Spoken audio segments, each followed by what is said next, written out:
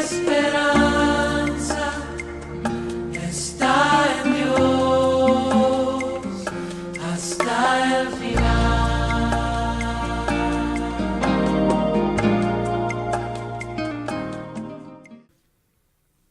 Voy a pedirle que busque en su Biblia, por favor, el primer libro de Samuel, Primera de Samuel, en el capítulo 1 y el verso 9. Primera de Samuel, capítulo 1, verso 9. Vamos a leer juntos lo que dice la Biblia, la palabra del Señor.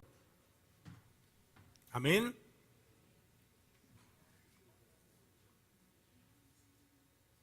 Una vez estando en Silo, Ana se levantó después de la comida y a la vista del sacerdote Elí, que estaba sentado en su silla junto a la puerta del santuario del Señor, con gran angustia comenzó a orar al Señor y a llorar desconsoladamente.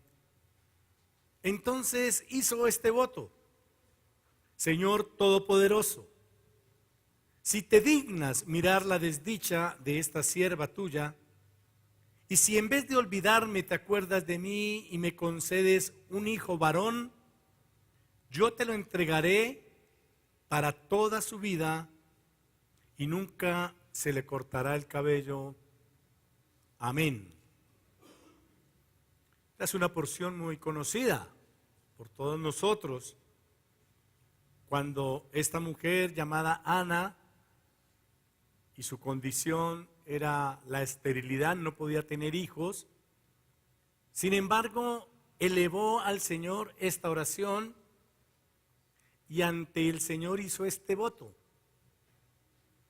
que resulta muy particular, ¿no le parece?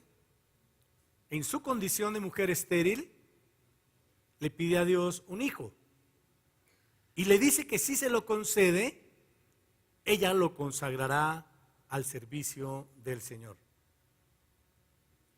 Eso es fe. Eso va más allá de lo que uno puede alcanzar.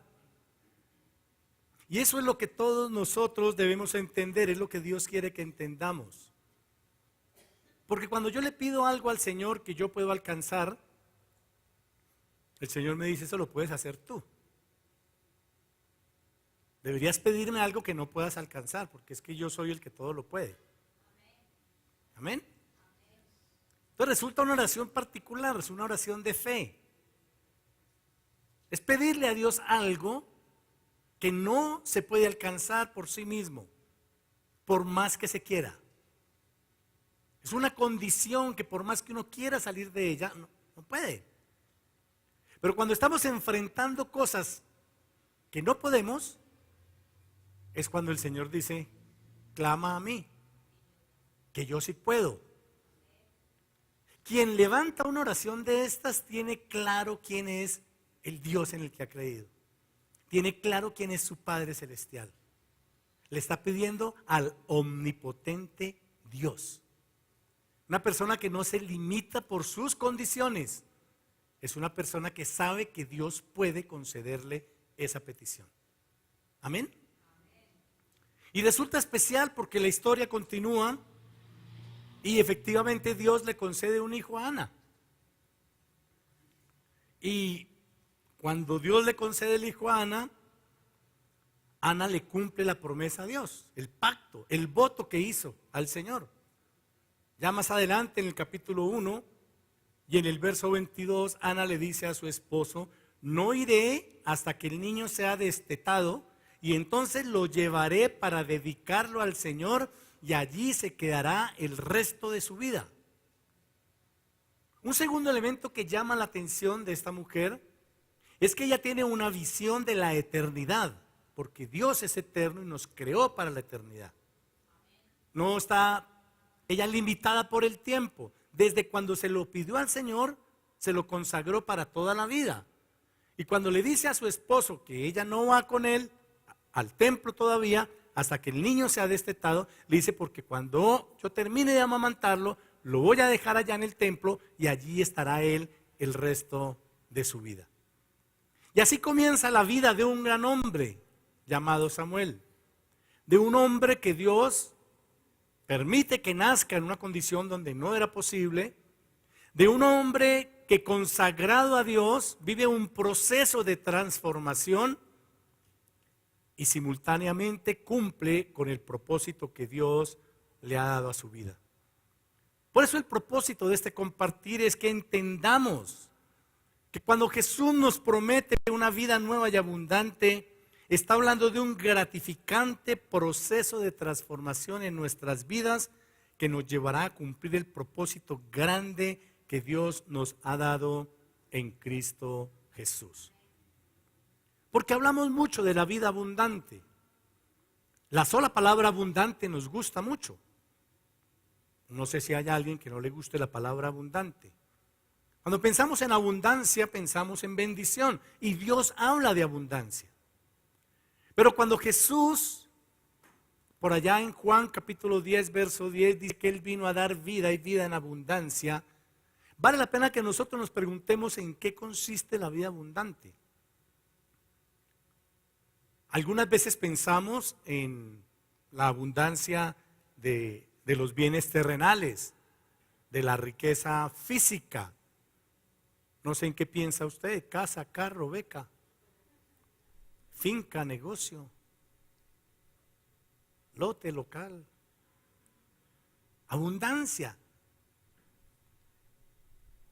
Podríamos pensar que no es de eso de lo que habla Jesús, aunque eso venga implícito en la bendición que implica ser hijo de Dios en Cristo Jesús. Porque en el Sermón del Monte, cuando Jesús está enseñando los principios del reino y se refiere a estas cosas, dice: más bien busquen el reino de Dios y su justicia, y esas cosas les serán añadidas. La riqueza material, la abundancia material, es una añadidura de la vida espiritual, de la riqueza espiritual.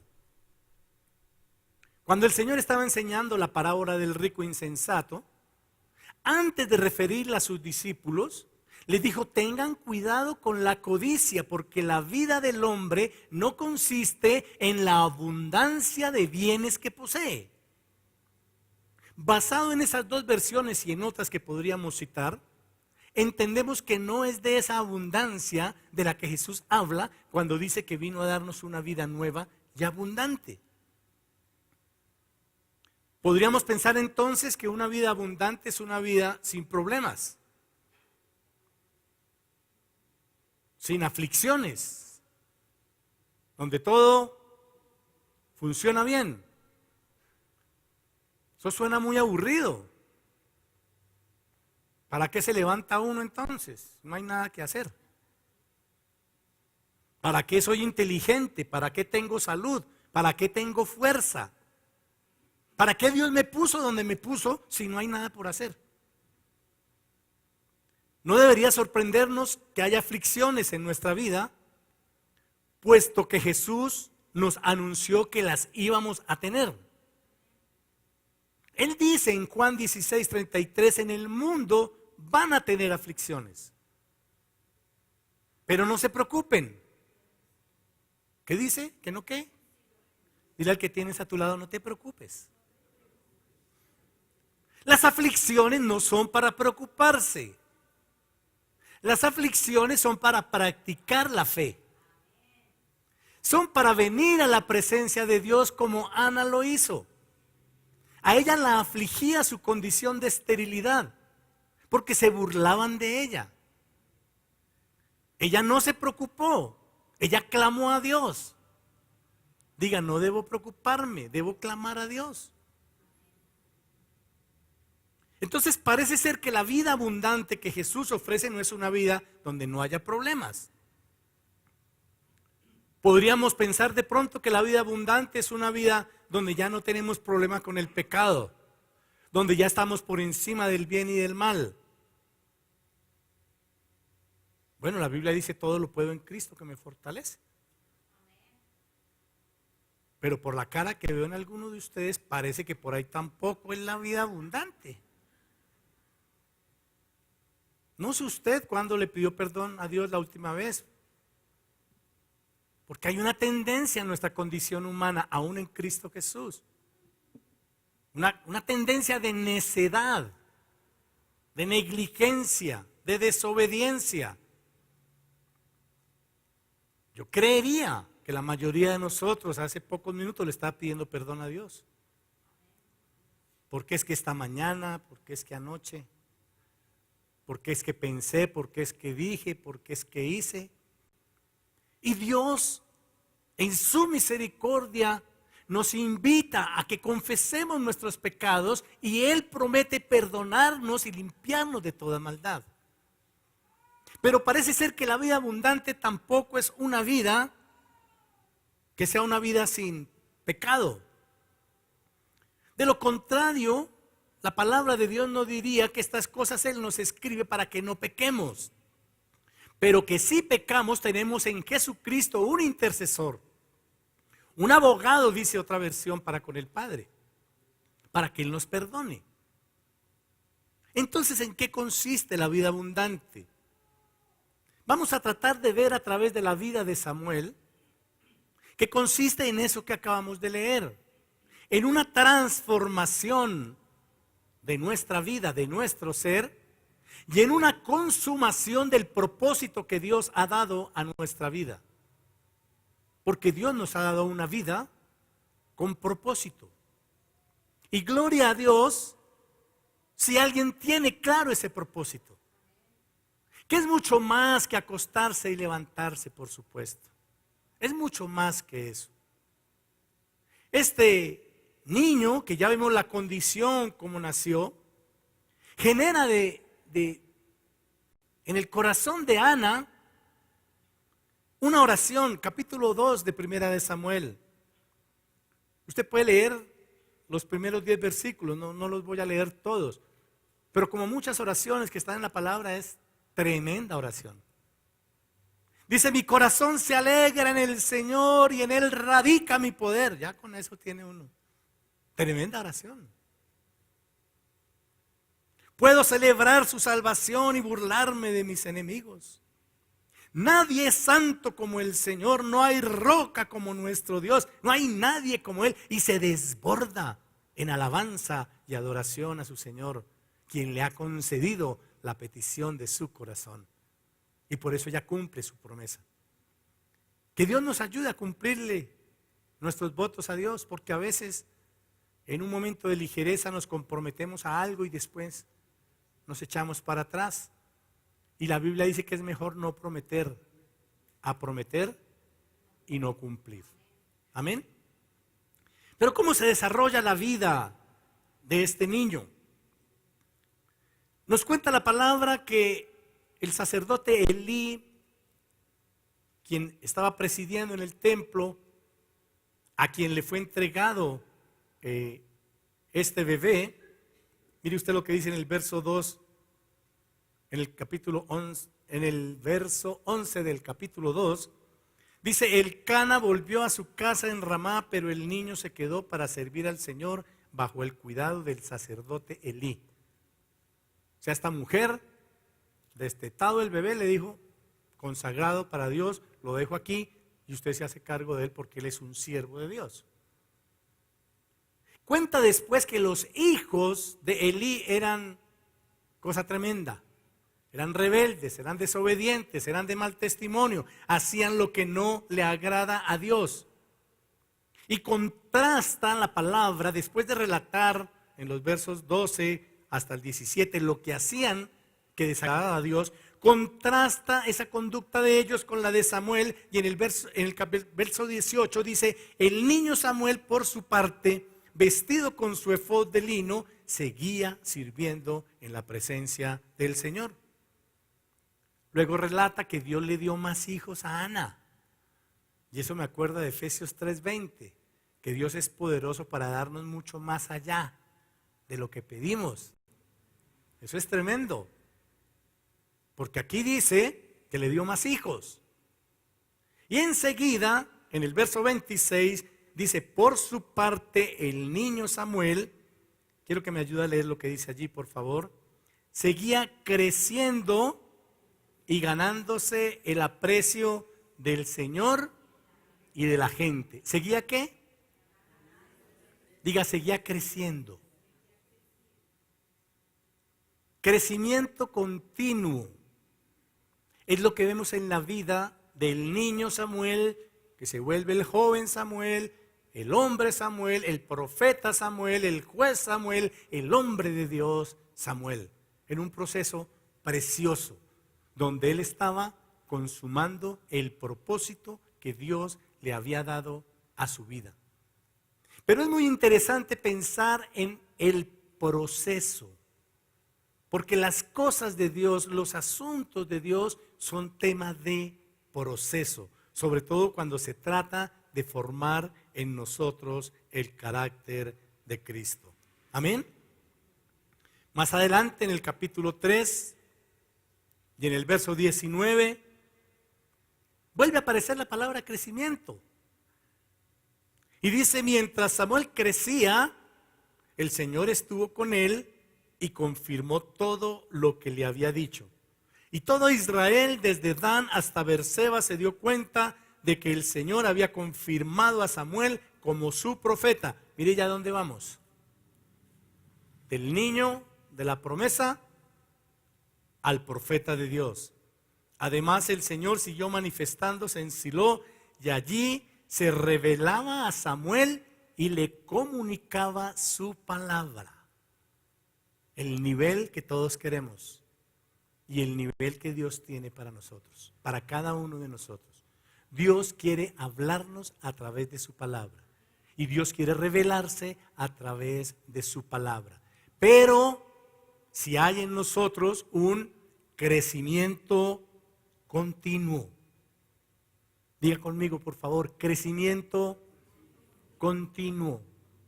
A Dios no le gusta lo estático, a Dios le gusta lo dinámico. Toda la creación muestra lo dinámico de Dios, lo dinámico de la obra de Dios. A veces nosotros pensamos, nos enseñaron, o no sé ahora cómo están enseñando, pero en la educación primaria había una clase que se llamaba Ciencias Naturales. No vayan a hacer porque aquí hay muchos de ustedes que la recibieron conmigo. Pero nos enseñaban que el hombre nace, crece. Ve que si la tomaron, yo sabía.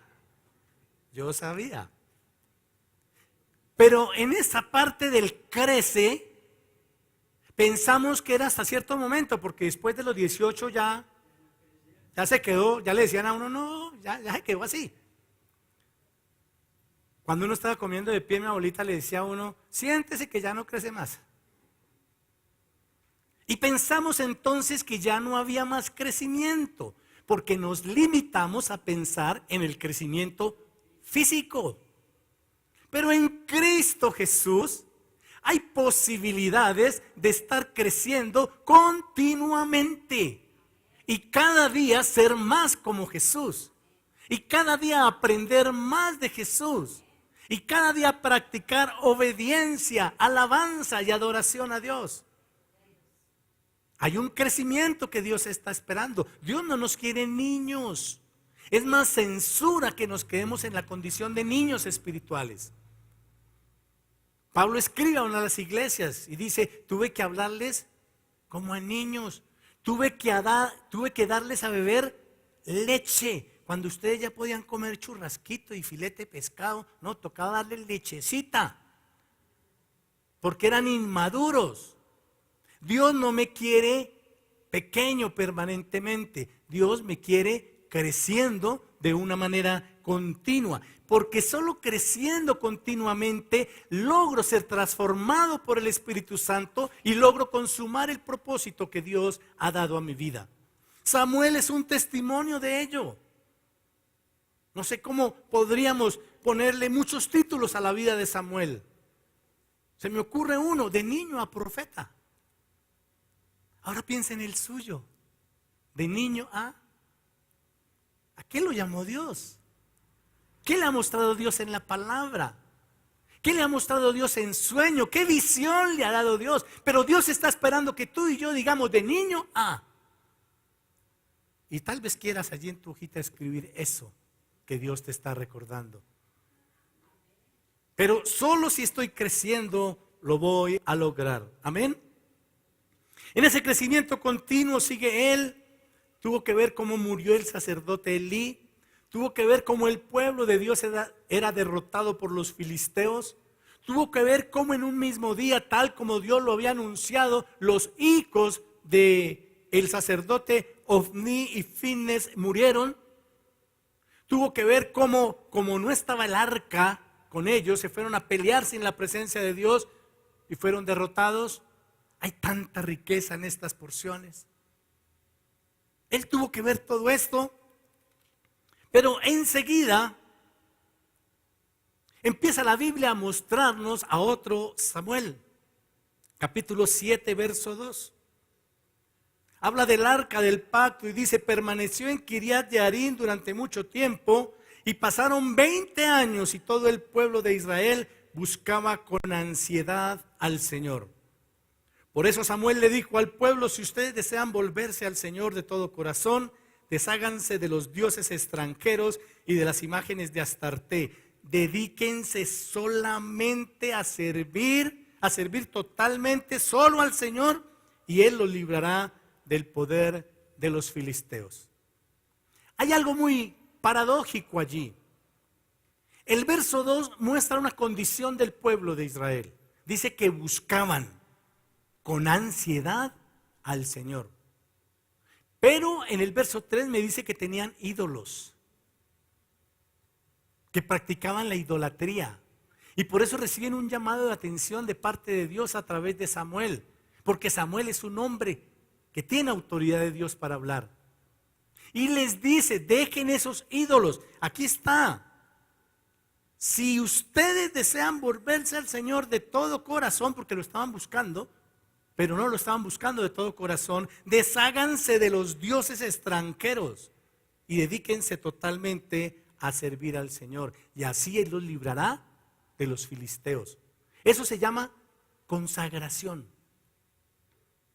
Cuando yo dejo de lado, cuando yo dejo atrás, cuando yo suelto, cuando yo renuncio todo aquello que a Dios no le agrada. Pero en la condición en que estaba el pueblo, cuando se busca a Dios, pero a la vez se tiene ídolos, hay temor. Pero cuando se busca a Dios de todo corazón, pueden haber los filisteos que usted quiera a su alrededor. No hay temor porque sé que Dios me guardará. Pero necesito renunciar, necesito morir, necesito dejar atrás lo que sé que no agrada a Dios. Pero yo todavía no quiero soltar. Y tal vez haya alguien aquí a quien Dios le esté hablando. A mí me está hablando. A mí me habló durante toda la semana a través de esta palabra. Muchos de ustedes saben que Dios me sacó de los billares. Yo no salía de los billares, era un esclavo. Yo no iba 1 hora o 2 horas, yo iba todos los días. De lunes a jueves, de 6 de la tarde a 10 de la noche. El viernes hasta las 3 de la mañana. El sábado todo el día. Llegué a jugar billar 13 horas. No podía parar. Era una adicción. Cuando me convertí al Señor, empecé a querer transar con Dios. Y en mi oración le decía: Señor, es un deporte. Porque yo iba hasta campeonatos, veía campeonatos, buscaba campeonatos, tenía libros. Yo decía: hasta física y matemáticas aprende uno, porque los vectores están allí, uno puede practicar física. Y me llené de argumentos porque no quería dejarlo. Y el último argumento, el más fuerte, y yo dije: con esta sí lo convenzo. Señor, esto es un deporte, tremendo deporte. Y en esos días el Señor me dio un sueño. Y en ese sueño estaba yo como le había dicho al Señor. No, es que yo le dije: sábado yo voy temprano, Señor. Apenas abran, no hay música, no hay cigarrillo, no hay malas palabras. Apenas abran yo voy y un rato como deporte para no perder el físico. Y en el sueño aparezco yo. ¿Cuántos han jugado billar aquí? Ay, ahora van a decir. El pastor puede levantar la mano. Ay, no puede levantar la mano. En el sueño estaba yo así. muy elegante, porque es parte del porte, es una cosa así, igual que el cigarrillo, es una elegancia. Y de pronto se oyó la voz de Dios en el sueño y me dijo el Señor, ¿qué hay de mí en este lugar? Y entonces yo quedé ahí. Y el Señor empezó a subir la voz y en la medida que Él subía la voz yo me iba haciendo chiquito. Y el Señor repetía una y otra vez, pero cada vez más fuerte, ¿qué hay de mí en este lugar? Y yo me hacía más chiquito hasta que llegué a ser lo más chiquito en el ángulo, en el último ángulo de ese salón. Y nunca me voy a olvidar que yo le dije al Señor ya así, como en esta pose, porque retumbaba su... Señor, ya entendí. Y de veras entendí. Que allí no había nada que glorificar a Dios. Entendí que hay gobernadores de las tinieblas de este siglo, huestes espirituales de maldad, principados y potestades. Aquí, la presencia del Señor invade este lugar. Invade cada corazón. Todo aquel que entre y nunca haya entrado a una iglesia cristiana pasa por esa puerta y es impactado. Porque aquí hay un gobierno, el gobierno de Dios. Pero si vamos a otros lugares, porque no es solo los billares, hay muchos otros lugares. O hay muchas otras cosas, o hay muchas otras prácticas que nosotros como el pueblo de Israel buscamos a Dios ansiosamente, pero queremos seguir practicando. Dios dice, conságrate y sírveme solamente a mí, que yo me encargo de tus filisteos. Diga, consagración. Es un proceso. La Biblia me habla de este hombre Samuel diciéndome 20 años después.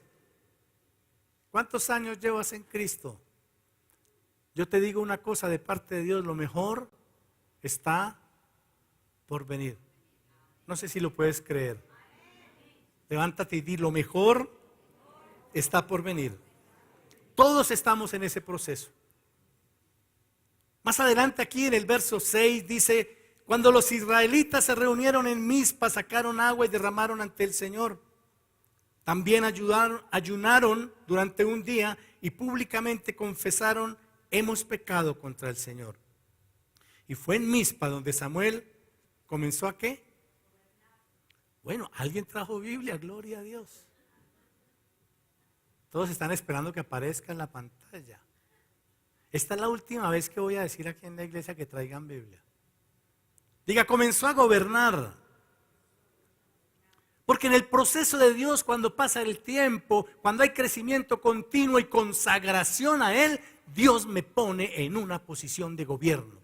Dios me pone en una situación de liderazgo. Dios me pone en una situación de influencia. Dios me pone como inspiración a las gentes. Y gracias por el único o la única que está creyendo eso. Pero tengo un propósito. Dios no me ha dado una vida nueva en Cristo Jesús. Dios no me hizo renacer en Cristo Jesús para que me levante, desayune, almuerce, cene, me vuelva a acostar, me vuelva a levantar. No, no, no. Hay un propósito grande. Bueno, ya, gracias Señor, como 4. Diga, propósito grande.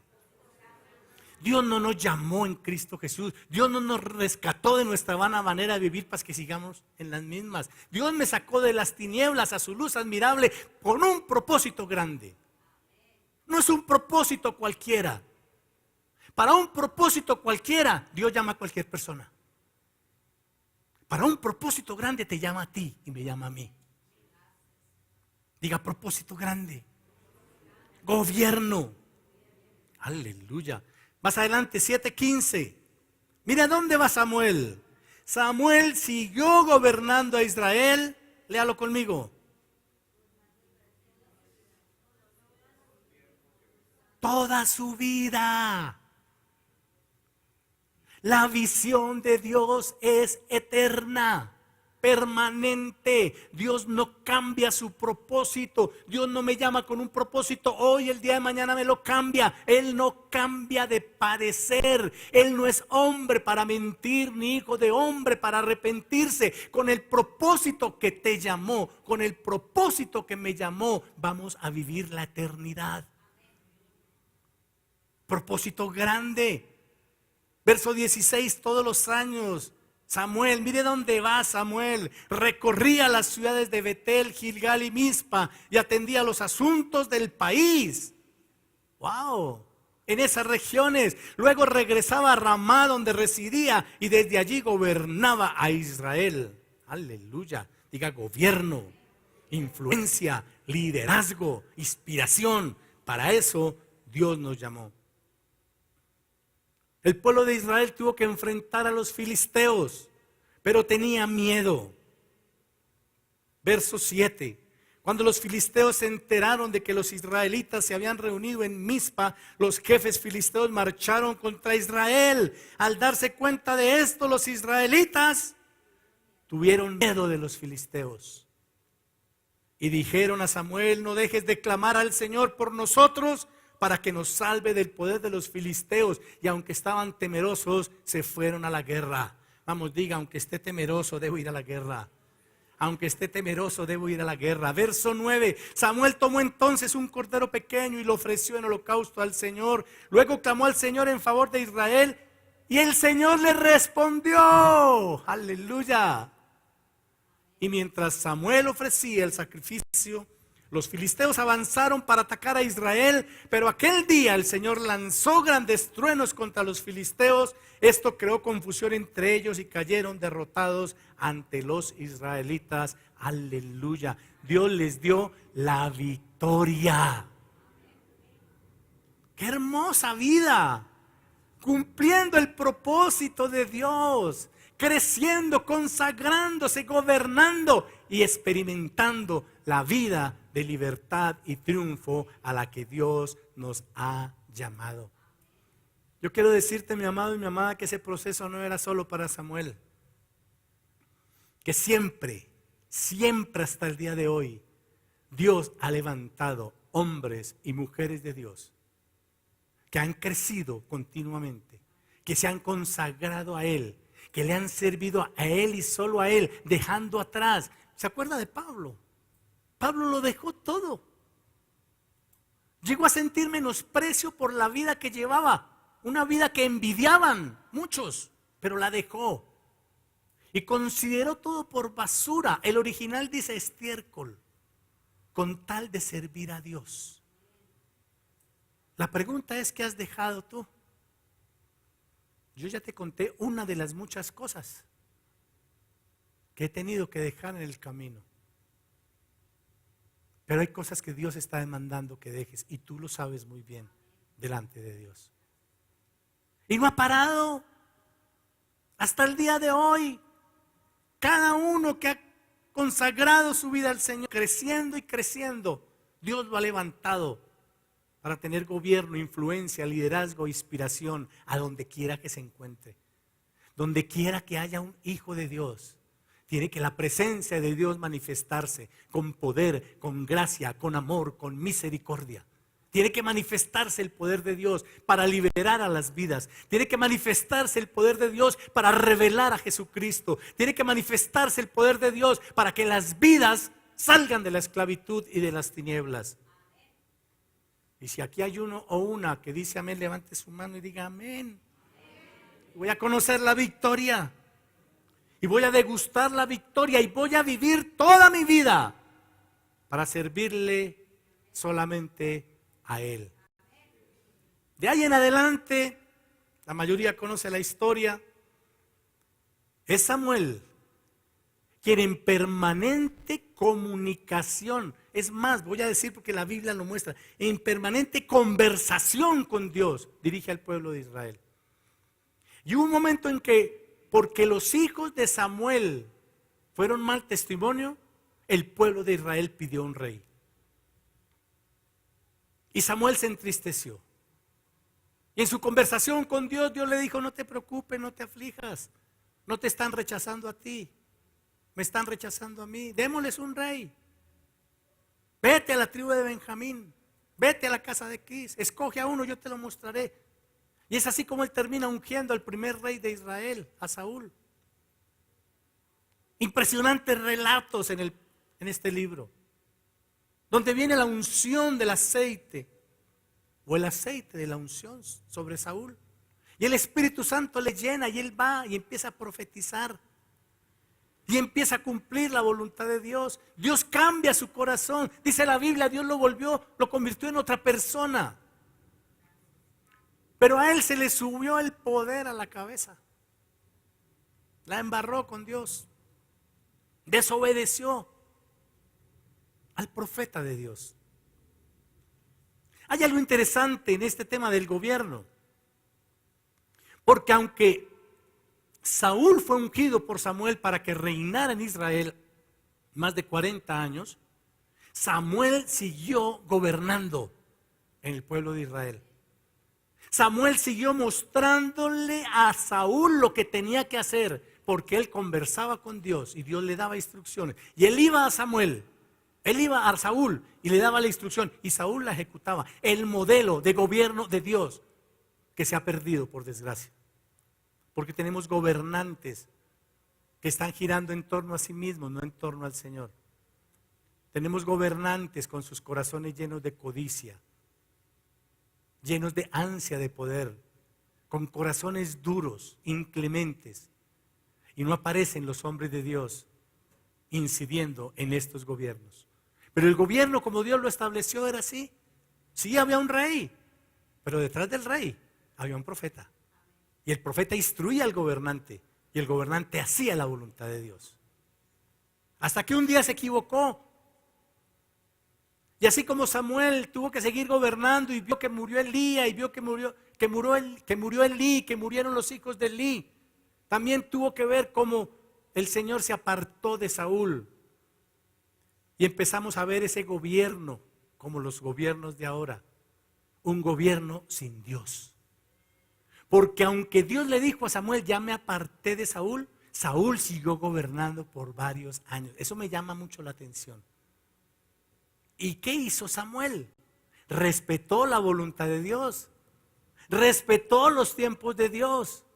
Siguió orando al Señor hasta el día en que el Señor le mostró que había un chiquitico, pastorcito, a quien le mandaba ahora que lo ungiera como rey. Y él fue a casa de Isaí. Y él vio al mayor, al más grande, y ya lo iba a ungir. Y el Señor le dijo, hey, no te dejes llevar por lo que ven tus ojos. Aprende a discernir y a ver lo que hay en el corazón de los hombres. Dios quiere traer una unción sobre nosotros que nos permita conocer lo que hay en el corazón de los hombres. Aleluya. Y entonces él dijo, el que sigue, no señor. El que sigue, no señor. ¿Sabe qué me impacta de todo esto? Cómo conversaba con Dios. Eso me impacta tremendamente. Y llegó al que faltaba y el Señor le dijo, ese tampoco. Entonces dijo, aquí está pasando algo. Y le dijo, Isaí, ¿están todos aquí? Digo, pues casi, pero es que el chiquito ese no cuenta, ese yo nunca lo he tenido en cuenta. Le digo, no, pues tráigalo porque no podemos seguir adelante. Y es así como unge a David. Y David tuvo que vivir y Samuel tuvo que ver cómo Saúl persiguió y quería matar a David. Aunque era el rey, ya no tenía la unción. Y el que tenía la unción aún no era el rey. La voluntad de Dios. Pero Dios estaba en control. Tuvo que ir un día David a esconderse a la casa de Samuel. Tuvo que ver cómo, después de ungir a David como rey, cómo huyó, cómo le perdonó la vida a Saúl 2 veces, cómo en el tiempo de Dios, Dios lo levanta, Dios le da la victoria. Tuvo que ver cómo él la embarró con Betsabé. Pero él se mantuvo allí. Y ya por allá en el capítulo 25 de 1 Samuel cuenta la Biblia que él murió.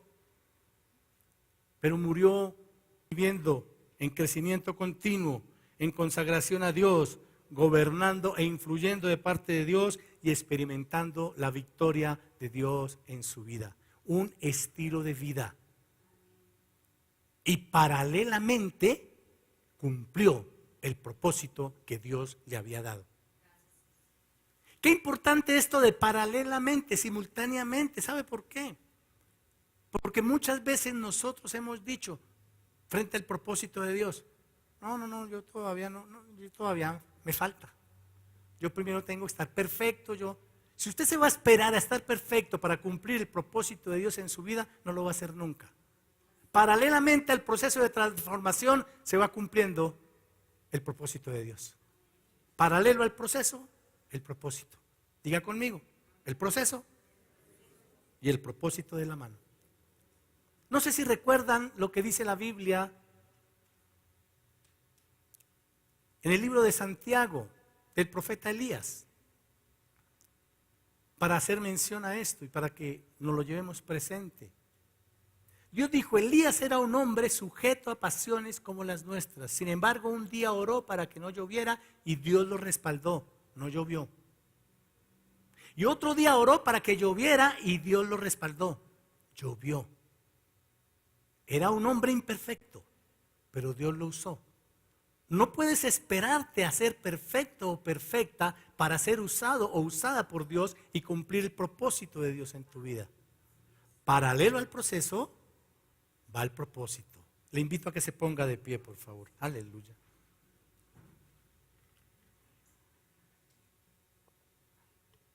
Y tal vez quieras decirle algo a Dios. Aleluya. Una vida con propósito es una vida abundante. O dicho de otra manera, la vida abundante consiste en cumplir el propósito de Dios. Las añadiduras estarán ahí, en medio de la misericordia y el amor de Dios. Pero una vida abundante es una vida de transformación continua. Tal vez quieras cerrar tus ojos y decirle al Señor, lo estoy entendiendo, Dios mío. Una vida abundante es una vida donde estoy creciendo permanentemente. Y aunque no lo he alcanzado ya, sigo adelante. No sé cuántos lo entienden, pero dile al Señor, me dispongo a despojarme de todo peso y del pecado que me asedia y a correr con paciencia la carrera que tengo por delante, puesto los ojos en Jesús, el autor y consumador de mi fe. Quiero estar creciendo, Señor. Quiero estar consagrándome a ti. Quiero estar siendo influencia. Quiero estar inspirando a otros. Y quiero cosechar tus victorias. Porque la victoria es del Señor. Y aunque tenga miedo en momentos de mi vida, sé que tengo que pelear la batalla. Los filisteos que hay a mi alrededor no son de sangre y hueso, no son de carne y hueso. Son principados, son potestades, son huestes espirituales de maldad, son gobernador de las tinieblas de este siglo. Pero mi Señor, en Cristo Jesús, me ha dado poder y autoridad para vencer en medio de ellos y salir victorioso. Hoy quiero celebrar la victoria de Cristo en mi vida. Gracias, Dios mío. Gracias, Señor. Amén.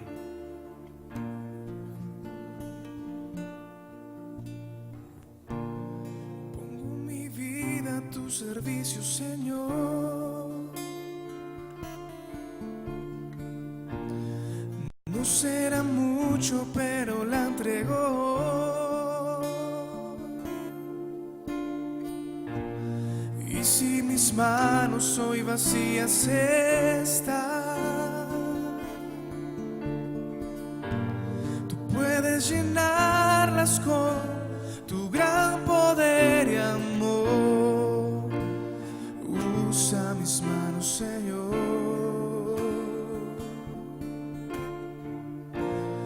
Pongo mi vida a tu servicio, Señor.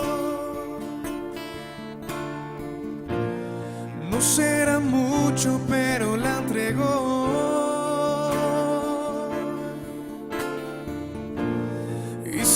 mis manos hoy vacías están, tú puedes llenarlas con tu gran poder y amor. Usa mis manos, Señor.